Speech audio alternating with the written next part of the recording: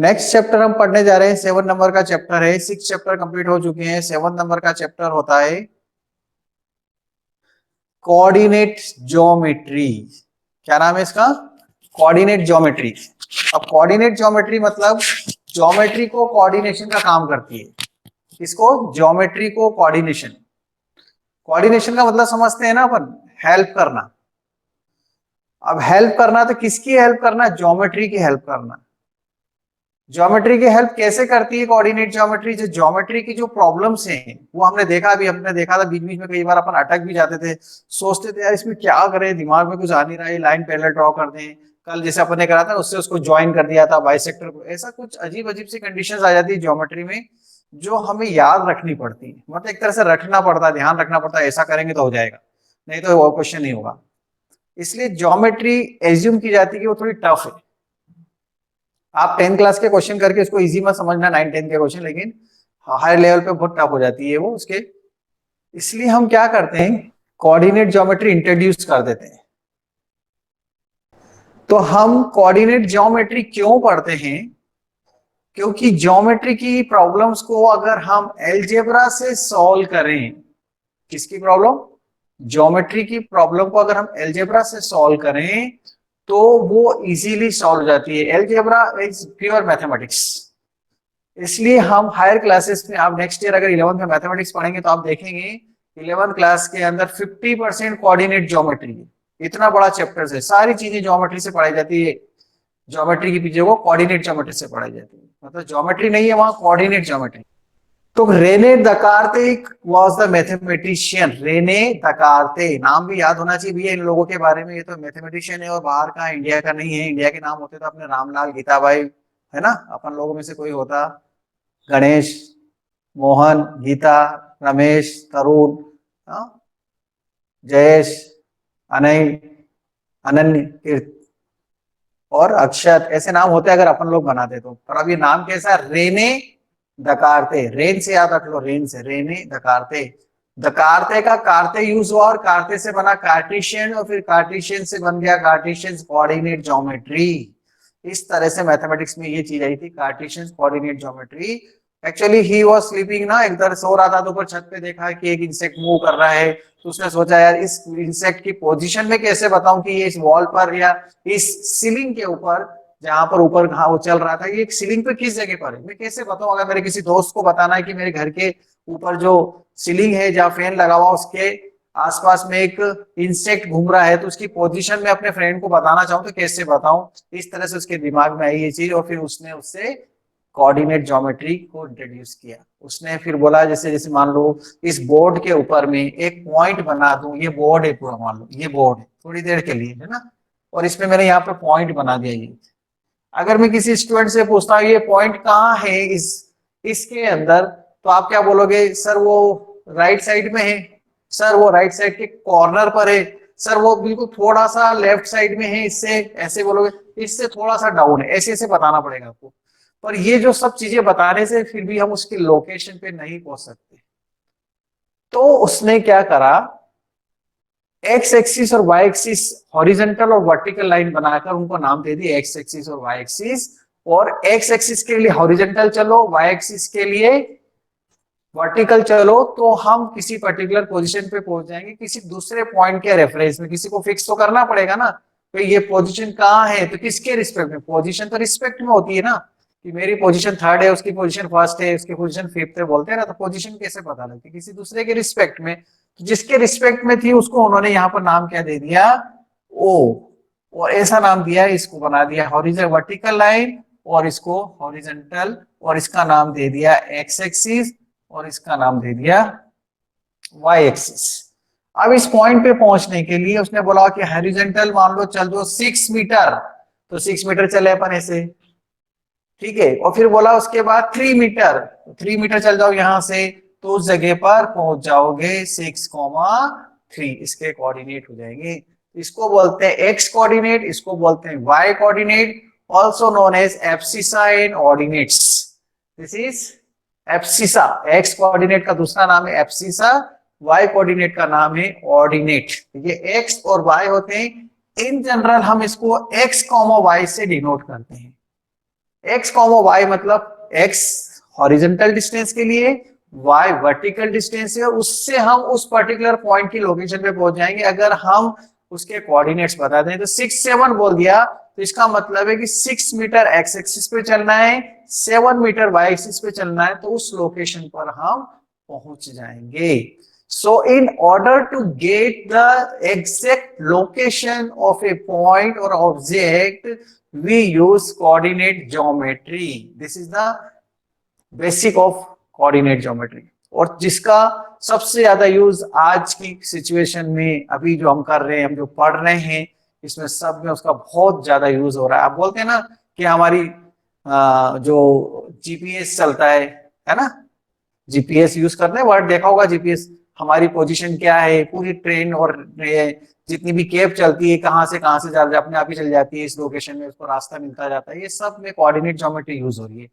जब ऊपर फ्लाइट चलती है तो उसमें 3D की कोऑर्डिनेट ज्योमेट्री यूज होती है कि हमको कहाँ उतरना है, नहीं तो पता लगा बेंगलोर के लिए निकले और अहमदाबाद उतर गए, तो वो सब कोऑर्डिनेट से ही चल रहा है, उनकी लोकेशन से ही चल रहा है। उनकी लोकेशन से मालूम पड़ता है कि इतनी इतनी डिस्टेंस पे चल के इतनी हाइट पर इतनी जगह जाने के बाद फिर इतना इस जगह लैंड करेंगे तो हम यहाँ उतरेंगे। इसमें भी कोऑर्डिनेट ज्योमेट्री चल रही है। जीपीएस से हमको अपनी पोजीशन पता लग जाती है कि उसको पकड़ना है कि वो अभी कहाँ पर है, उसके मोबाइल से उसको ट्रैक करते हैं, कोऑर्डिनेट ज्योमेट्री यूज होती है उसके अंदर। आपने देखा होगा, कभी ध्यान से देखना, आपके मोबाइल के अंदर भी नीचे कहीं पर आप जब यूज करते हैं तो नॉर्थ ईस्ट और इस तरह से लिखा होता है और उसमें डिग्री और मिनट लिखे होते हैं, वो कोऑर्डिनेट ज्योमेट्री का ही पार्ट है, लेकिन वो थोड़ा लेवल की चीजें हैं, ये शुरुआत है। अभी 10th क्लास है, मैंने आपसे कहा ना 10th के बाद मैथ्स स्टार्ट होती है, जब लेवल की और एप्लीकेशन लेवल पे जाके पढ़ते हैं तब। तो it is use to get the location, इसका यूज है, साथ में वेक्टर्स भी है, वो भी आप हायर क्लास में पढ़ेंगे। वेक्टर का यूज भी लोकेशन में होता है और इसका यूज भी लोकेशन में होता है। इनकी हेल्प से दोनों को जब कॉम्बिनेशन हो जाता है तो एकदम एग्जैक्ट लोकेशन मिल जाती है उस पर्टिकुलर ऑब्जेक्ट की। So Rene Descartes was the mathematician who introduced coordinate geometry in mathematics and हमें उसका अब पिछले साल हमने सिर्फ इतना पढ़ा था कि ये पॉइंट कहां पर है, फर्स्ट क्वाड्रेंट में, सेकंड में, थर्ड में, फोर्थ में। आपको पता है ये चीजें बहुत अच्छी तरह से जानते हैं। अगर मैं उसको एक बार वापस बता दूं या सिंपली किस तरह से उसने पिछले साल हमने ये चीजें पढ़ी हैं कि ये था वाई एक्सिस, ये था एक्स एक्सिस,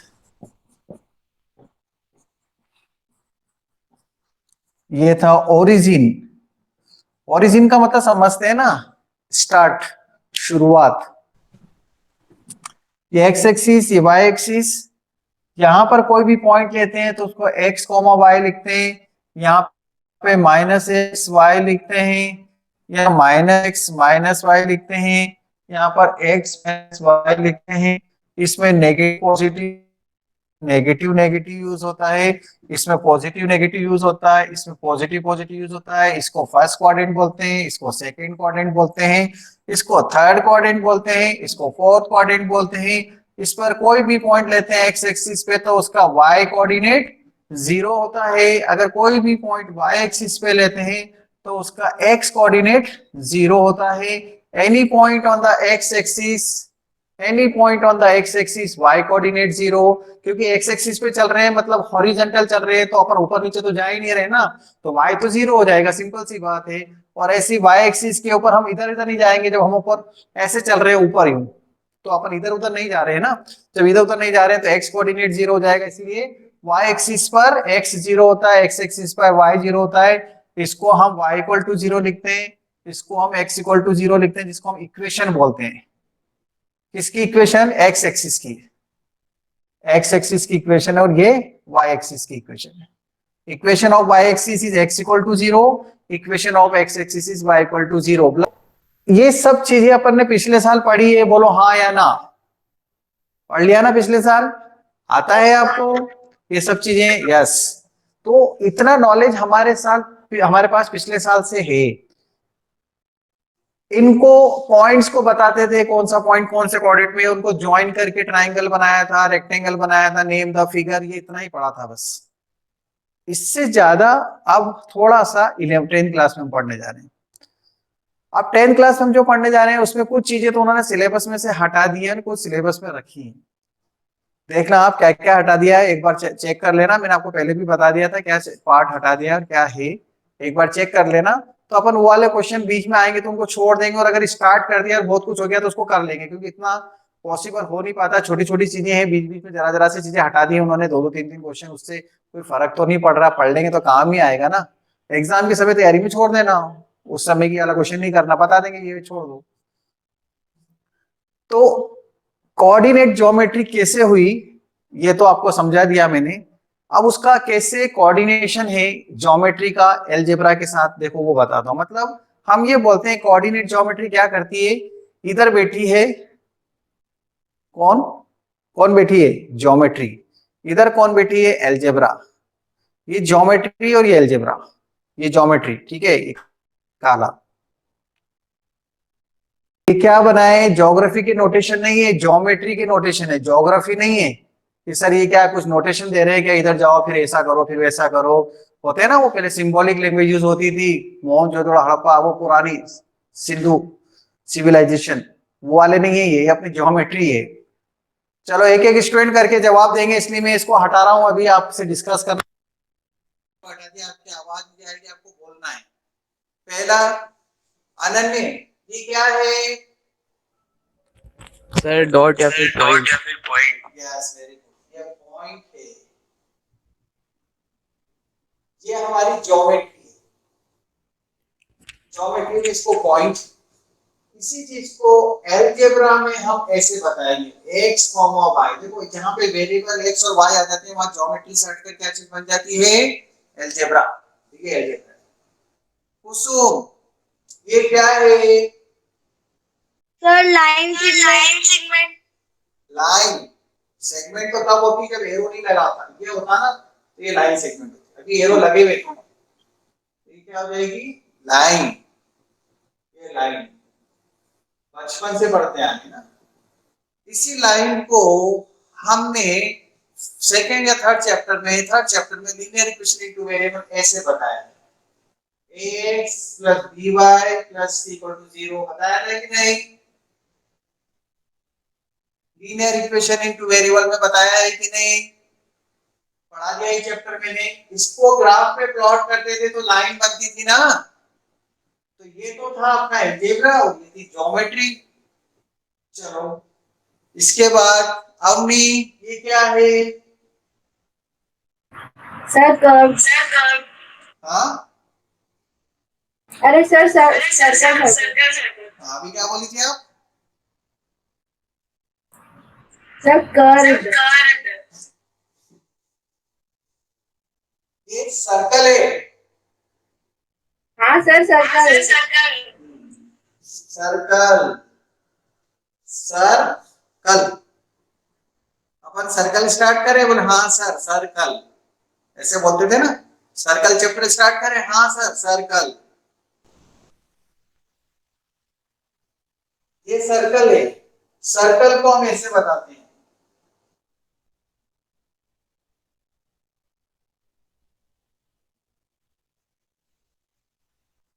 ये हमारे सिलेबस में नहीं है।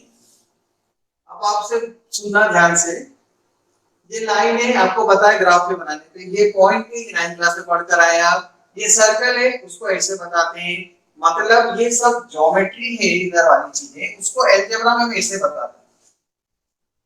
इसके बारे में भी आपको मैंने बताया, ये क्या है, पैराबोला है ना, पैराबोला चैप्टर नंबर 2 में बताया था। इसका ग्राफ ऐसे बनता है, याद आ रहा है, ये ग्राफ बनाया था अपने, ये अलजेब्रा है और ये ग्राफ। तो मैं कहना क्या चाहता हूं आपको, ये सब चीजें ज्योमेट्री की है, इसको हम इस तरह से पढ़ते हैं तो ये अलजेब्रा बन जाती है। ज्योमेट्री की चीज को जब अलजेब्रा से पढ़ाई जाती है ना, तो उसको बोलते हैं coordinate geometry. So it is a bridge in between geometry and algebra. Coordinate geometry is the bridge in between, दोनों के बीच में एक क्या है, पुल का काम करती है, दोनों को जोड़ने का काम करती है कोऑर्डिनेट ज्योमेट्री।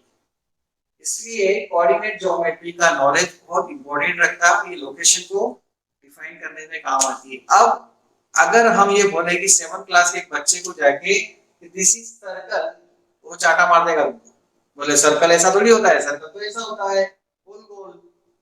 है ना। ऐसे अगर आप किसी सेवन क्लास के स्टूडेंट को बोलो ये तो लाइन है, तो वो फिर गुस्सा करेगा आपको। लाइन लाइन तो मैम ने इसी बताई हमको, तो हाँ सही बताई ना मैम ने, लाइन ये बताई, लेकिन ये क्या है, ज्योमेट्री की, पर अलजेब्रा में ये लाइन, मतलब मैं ऐसा कह रहा हूँ, आज अपनी क्लास अपने घर में छोटे भाई बहन हो ना, तुमको ये बोलना ये लाइन है, क्या बोलना उनको, ये लाइन है, फिर वो चाटा मारेंगे तुमको, लाइन तो ऐसी होती है, तो उनको बोलना ये बड़ी क्लास की लाइन है। कैसी है, बड़ी क्लास की लाइन। क्यों लाइन, ग्राफ देखा था अपन ने, बनाया था ना ग्राफ पर लाइन बनी थी। तो ये क्या है, अलजेब्रा, और ये क्या है, ज्योमेट्री। तो ज्योमेट्री को अलजेब्रा से पढ़ेंगे। देखो आप, पहली चीज पर आता हूँ, पहला फॉर्मूला बनाता हूँ, कैसे कैसे यूज होती है। लास्ट और वो आखिरी वाला x3 लास्ट वाला फिगर का नाम आ, वेरी गुड, कुछ बच्चे अटेंटिव हैं। लास्ट फिगर का नाम तो आपने बताया ही नहीं, उसका क्या बनेगी, उसकी क्या इक्वेशन गई ना, देखो हाँ वेरी गुड, चलो अच्छी बात पूछी। ये था वैसे कुछ बना दिया ना, ये क्या है, ये एक कर्व है, इसको हम क्या बोलेंगे, कर्व, क्योंकि एक पर्टिकुलर शेप में ये पता नहीं कुछ भी बना दिया, तो इसकी जो इक्वेशन होती है वो ये होती है।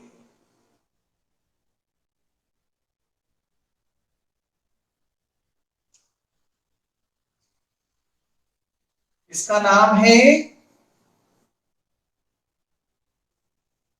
क्या नाम है, कोई बताएगा। Sir GF. जीएफ, हंस भी रहे हो तुम, तो अम्मी हंस क्यों रही हो जीएफ को पढ़कर, देख रहे हो तुम्हारे चेहरे से। जीएफ का मतलब गर्लफ्रेंड नहीं है भैया यहाँ पर, है ना, ये है ग्रैंडफादर। क्या बोला,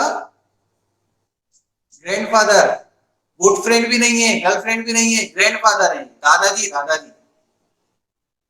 क्या सर क्या बोल रहे हो, ये जो इक्वेशन है ना, ये टू डायमेंशन की सबसे बड़ी इक्वेशन है, 2D के अंदर एक्स और वाई की कनेक्शन वाली टू डायमेंशन की सबसे, क्योंकि डिग्री 2 है इसमें, एक्स स्क्वायर एक्स वाई देखो 2y स्क्वायर आ रहा है ना, एक्स और वाई की डिग्री 2 की सबसे बड़ी इक्वेशन है। इसको बोलते हैं हम general equation of second degree. भूल जाओ ये सब, ये शब्द जो मैंने बोले ना, general equation of second degree, और ये आपके लेवल की चीजें नहीं है, तो आपने पूछा तो बता दिया कि इसके लिए ये बनाते हैं।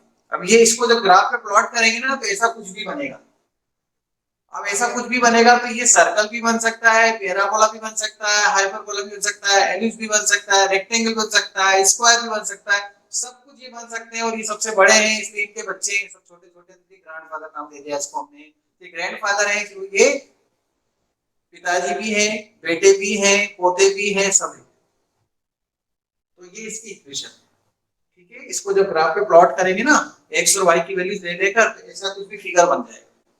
और पर्टिकुलर टाइप सर्कल, एलिप्स ऐसे भी बन सकते हैं, अलग अलग टाइप की, जो हायर क्लासेस में पढ़ना है। अभी अपन उतना लेवल पे नहीं जाते हो, तो मैंने बना दिया और आपने पूछा तो समझा दिया, अदरवाइज मैं उसको स्किप कर रहा था। अब इधर देखें, अब दो पॉइंट से पी ए और बी ले लेता हूं, या पी और क्यू, पी भी मतलब पी और क्यू, इनके बीच की डिस्टेंस फाइंड करनी है, डिस्टेंस, इसका हम टी नाम देते हैं। बहुत सिंपल सी चीज पूछता हूं मैं आपसे, बहुत ही सिंपल। मैं यहाँ खड़ा हूं, मेरे से थोड़ी दूर पर एक स्टूडेंट खड़ा है, उनके बीच की मुझे डिस्टेंस निकालनी है, तो मैं क्या करूंगा। सिंपल सा है कि सर ऐसा करेंगे, एक थ्रेड ले लेंगे, वहां तक मेजरमेंट करेंगे, उसको स्केल पे मेजरमेंट करके बता देंगे इतना सेंटीमीटर इतना मीटर, या इंच टेप होगा तो उससे पता लगा देंगे, यही करोगे ना। लेकिन इंच टेप का यूज नहीं करना है, रोप का यूज नहीं करना है, तो कैसे बताएं। तो हम बोलेंगे हमको फिर उनके कोऑर्डिनेट्स दे दो, उनकी लोकेशन दे दो, हम बता देंगे। तो देखो अब आप क्या कर रहे हो, ज्योमेट्री की चीज को अलजेब्रा से कैसे सॉल्व करोगे, यहाँ आपको बहुत अच्छी तरह से वो चीज समझ में आने वाली है, अगर आप ध्यान देंगे तो। देखो ये पॉइंट है P, इसके कोऑर्डिनेट x1 y1, इसके कोऑर्डिनेट x2 y2, ठीक है। इनके बीच की डिस्टेंस निकालनी है without using inch tape, without using रो, लोकेशन का यूज करके। अब इससे इसके परपेंडिकुलर ड्रॉ कर देते हैं, इससे इसके परपेंडिकुलर ड्रॉ करते हैं, एल और एन, यहाँ पर ये 90 डिग्री है, इससे इसके परपेंडिकुलर ड्रॉ कर देते हैं, इसको टी नाम दे देते हैं।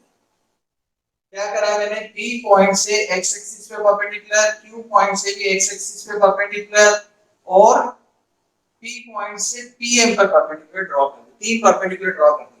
चलो ठीक है, इससे क्या हुआ, अगर मुझे P पॉइंट पे पहुंचना है तो यहां से यहां तक चलना पड़ेगा O से L और फिर L से P चलना पड़ेगा। तो O से L तक कोई एक स्टूडेंट बताओ कितना लिखूंगा मैं, OL इक्वल टू क्या लिखूंगा, पिछले साल का नॉलेज का यूज करके बताना है, बताओ, लिखकर बताओ, बोलना नहीं। OL कितना लिखेंगे प्रथम, आप बताओ, प्रथम गोयल,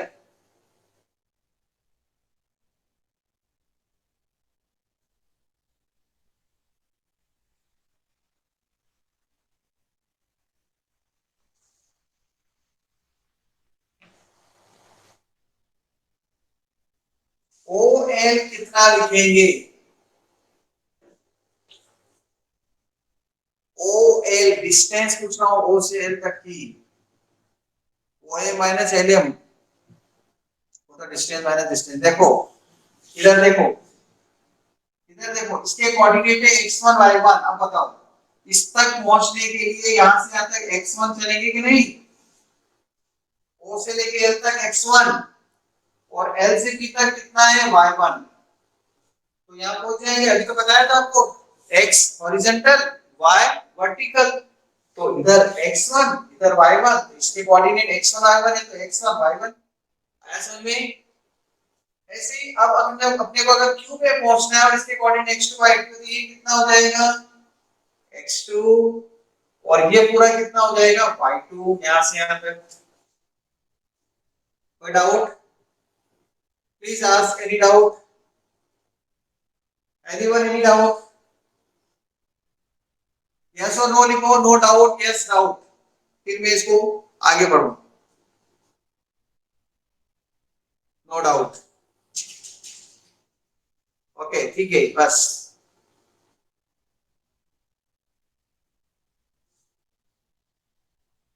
कुमकुम, अब आपको जवाब देना है, कुमकुम मैं जो पूछ रहा हूं, यहां से यहां तक x1 है, यहां से यहां तक x2 है, तो lm कितना होगा, lm ये कितना होगा, कुसुम ना कुमकुम, lm कितना होगा, lm ये यहां से लेके यहां तक कितना होगा, सर x2 माइनस x1। हाँ very good, x2 minus x1, ये पूरा x2 है, इसमें से x1 निकाल दिया तो x2 माइनस x1 बचा, ठीक है। अब अगर ये x2 माइनस x1 है तो ये भी x2 माइनस x1 हो जाएगा, opposite sides of a rectangle.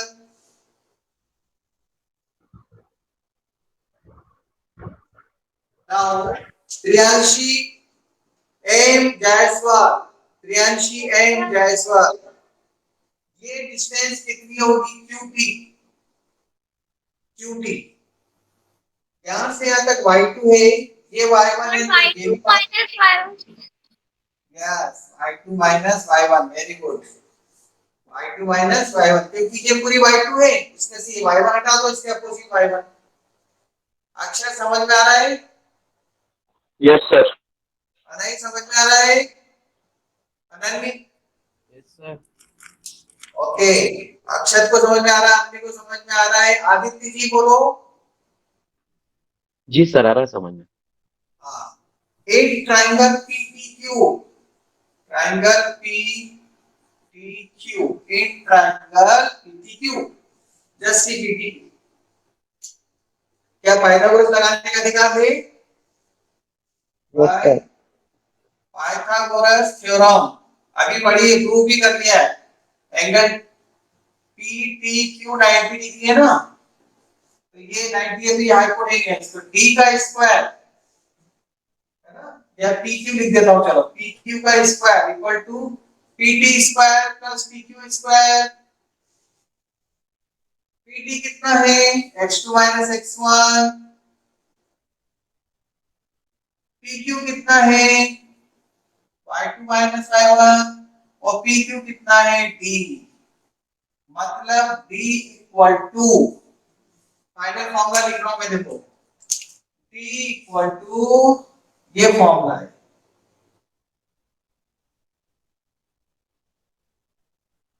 this is the formula will be used to find the distance between two points without using inch tape, without using thread, without using row.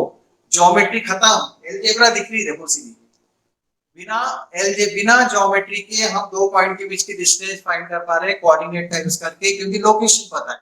कैसे आएगी sir, आपको अब ऐसा लग रहा होगा कैसे आएगी, देखो इधर एग्जांपल देखो, इधर देखना, एक एग्जांपल से समझाता हूं। एक पॉइंट P दे रखा है जिसके कोऑर्डिनेट 3,1 है, दूसरा पॉइंट दे रखा है Q जिसके कोऑर्डिनेट 7, 4 है, ठीक है, मान लिया मैंने ये कोऑर्डिनेट्स। तो समझते हैं कोऑर्डिनेट्स की जो साइन होता है ना, तीन लाइन, ऐसे तीन लाइन बनाते हैं उसको आइडेंटिकल इक्वल बोलते हैं। इसका मतलब होता है कोऑर्डिनेट्स ऑफ ए पॉइंट, पूरा वर्ड्स में मीनिंग इसका होता है कोऑर्डिनेट्स ऑफ ए पॉइंट।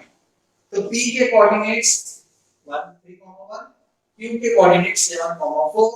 तो PQ कितना होगा, मतलब P और Q की लोकेशन दे रखी है, P पॉइंट यहाँ, P यहाँ, Q यहाँ, P यहाँ, Q यहाँ, ये डिस्टेंस बतानी है P से Q के बीच की। P दे रखा, Q लोकेशन दे रखी, देखो 3174 लोकेशन है। तो हम क्या करेंगे, ये x1 है, ये y1 है, ये x2 है, ये y, किसी को भी x1 y1, किसी को भी x2 y2 ले सकते हैं, बट पहले वाला x है, दूसरे वाला y है, जो ध्यान रखना। तो